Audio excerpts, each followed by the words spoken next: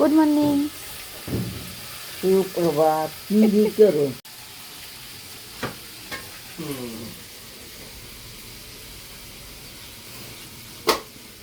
Good morning everyone, কেমন আছো সবাই?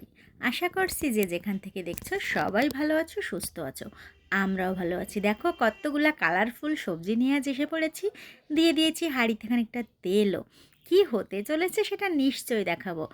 আজ আমার শ্বশুরবাড়িতে দ্বিতীয় রান্না। কতটা ধোঁয়া উঠে গেছে, একটু বেশি হিট হয়ে গেছে হাঁড়িটা, কি আর করা যাবে। তো চলো একে একে সুন্দর করে কেটে রাখা সবজিগুলো দিয়ে দিই হাঁড়ির ভিতরে। অনেকেই আন্দাজ করতে পারছো আমি কি করতে চলেছি।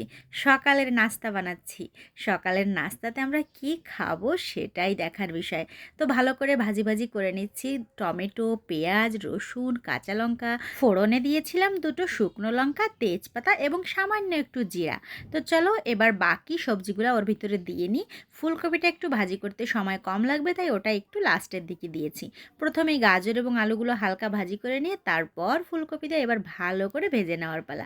ক্যামেরাতে আছে আমার বরবাবু, যথারীতি বলেছিলাম আমাকে দেখিও না, কিন্তু তবুও দেখাবে। যাই হোক, মুখটা ভালো করে ঢেকে নিয়েছি। এইবার ধুয়ে রাখা চাল এবং ডালটা দিচ্ছি। আমি এখানে পোলাওর চালটা ব্যবহার করেছি, আর সেই সঙ্গে মুসুরির ডাল। তাহলে সবজি, চাল, ডাল মিলিয়ে কি করতে চলেছি বলো তো? হ্যাঁ, ঠিকই ধরেছ, খিচুড়ি। আজ আমাদের খিচুড়ি দিবস। তো আজ আমরা সকাল সকালে প্ল্যান করে খিচুড়ি রান্না শুরু করেছি।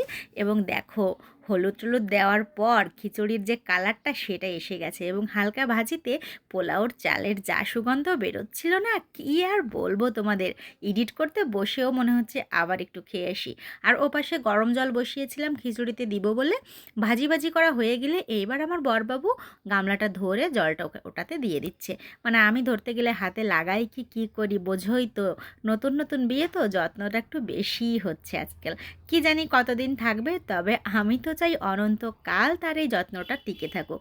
আশা করা যায় সেও ধরে রাখবে যতদিন আমার আচরণ ভালো থাকবে। এটাই আমি বিশ্বাস করি। আমি বিশ্বাস করি ভালোবাসা বা প্রেম এক পক্ষে কখনো টেকে না। দুজনেরই সমান সমান থাকা লাগে। 50-50, আমি 50 সে 20, তাহলে হবে না।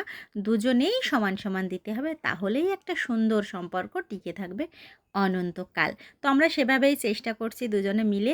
দেখো, কথা বলতে বলতে আমার খিচুড়িটা হয়ে গেছে, এবং এত সুন্দর একটা স্মেল বেরিয়েছে কি বলবো।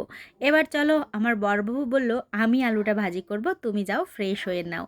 এদিকে তোমরাও দেখে নাও আমাদের খিচুড়ির ফাইনাল লুকটি।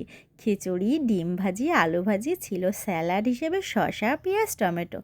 জাস্ট সকালের খাবারটা জমে খিচুড়ি। তো চলো এবার আমরা খাওয়া দাওয়া করে নিই, আর তোমরাও দেখে নাও তার রিয়াকশান। বউয়ের হাতের খিচুড়ি খেতে কেমন লাগে সেটা তার মুখের অঙ্গভঙ্গি দেখলেই বুঝতে পারবে। তো চলো আর কথা না বাড়াই, তোমরা ভালো থাকো, সুস্থ থাকো। দেখা হচ্ছে পরবর্তী ভিডিওতে। আর ভিডিওটিতে লাইক, কমেন্ট, শেয়ার দিতে ভুলো না। তোমাদের একটি লাইক আমাকে নতুন ভিডিও করার জন্য অনুপ্রাণিত করে। দেখেছো তো মুখের রিয়াকশান? এমনই হয় বউয়ের রান্না। একটা এলাচি পড়েছে কি পড়েনি, তার আসল রিয়াকশান বেরিয়ে গেছে। যাই হোক, চেষ্টা করবো ভবিষ্যতে ভালো করে রান্না করার। আপাতত যা রান্না করি তাই খেয়ে নিজেকে শান্তিপূর্ণ স্বামী হিসেবে প্রতিষ্ঠিত করার দায়িত্ব এখন পুরোপুরি আমার বরবাবুর। তো আসি, টাটা, বাই।